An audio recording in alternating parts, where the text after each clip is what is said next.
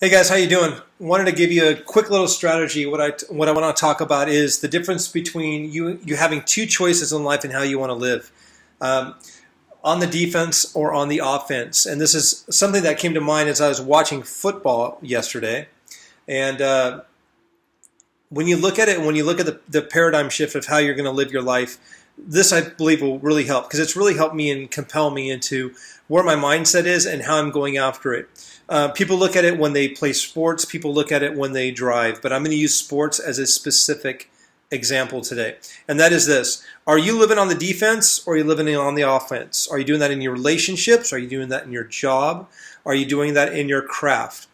I find so many folks that are in my mentorship with Noah University and do life. When we're doing life together, I can immediately identify really quick is whether or not they're living life completely just in maintenance mode of managing their life or they're living life in the offense of who they're becoming. And this is a great question for all of us to ask. I'm constantly asking myself this. Am I on the defense or am I on the offense? So let's look at 3 points really quick. One, you can't score if you're living on defense all the time. You can't. You're not going to score. You're not going to score in relationships. We're not going to score in our job. Example would be, are we in our relationships where we're not letting people in and we're not allowing our relationships to even foster and be cultivated because we're too afraid of risk, of setting out, of taking a hit, of being vulnerable, or being or putting our heart out there on display, and we feel like we're going to get trampled on. I understand that. I've been there. However, nothing's going to happen unless I'm willing to risk again. And that's, you have the reward when you do, but you also have to put yourself out there. So that's an example in relationships. Maybe at work. Are you living constantly on the defense at work, not wanting to push or rock the boat at all, staying in a constant state of just management, not taking any risk and stepping out into newness or change, but consistently just staying in that status quo, and you're living defensively? So you kind of look at it when you're on the freeway. Are you letting everybody dictate how you're going to drive, or you're dictating to yourself how you're going to drive, and you're going to go your own way, do what you need to do, regardless of the fallout? So a lot of this happens with our brand. When it happens to our personal life, we're going to live life in such a way that we're living where we just don't want to get dirty. We want to be present. We want to stay safe. But we're not stepping out of our comfort zone at all. We're not going to grow. So that's one way. You're not going to score if you're on defense all the time. All right? I know this is kind of a heady, kind of bigger idea, but if you really get this concept, it's really going to help you kind of have some self-awareness, which a lot of folks lack. I lacked it for a lot of years in my life, was truly understanding who I am, what I had to offer, and how I was going to live that out. Second one. The team that wins is the one who has the ball the most. If you're watching football, you're watching a game, you can only score if you have the ball. So, people can say, oh yeah, you can force a fumble or anything like that. But let me just tell you, those who win are the ones that you got to have the ball in order to be able to score. So how do you have the ball? Strategy. How do you have the winning strategy? When you know more than the other team and when you have possession of the ball more than the other team. So ask yourself this. Are you in a state of where you're constantly studying and figure out strategies and ways preventatively, meaning proactively, over and above just getting through it and living defense on the defense of just being the status quo? Or are you going beyond where you're discovering and refining and coming up with strategies and meeting with those that are doing it?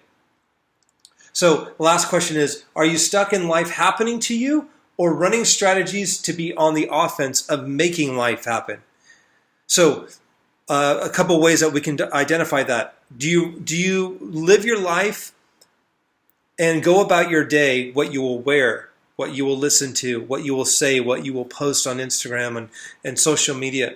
Will you choose where you will sit, the places that you will go, the people that you hang out with, all based on what other people think of you? The biggest sign of a codependent is if you were to jump off of a bridge, somebody else's life passed before your eyes.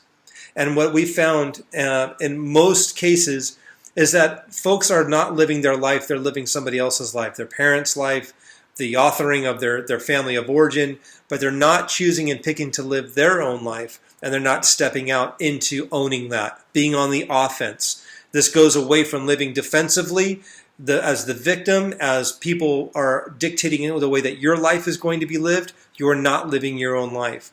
And so I would encourage you to, the only way that you're going to get these strategies is to follow those that have what you want. That's mentors. I will keep pleading this till the day I die because mentors have saved my life. A couple ways that you can check this out.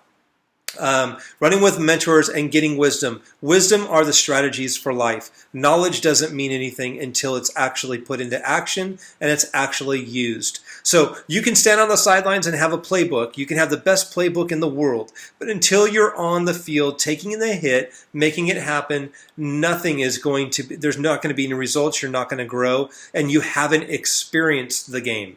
The game of life is ugly. It's guaranteed. You will get dirty.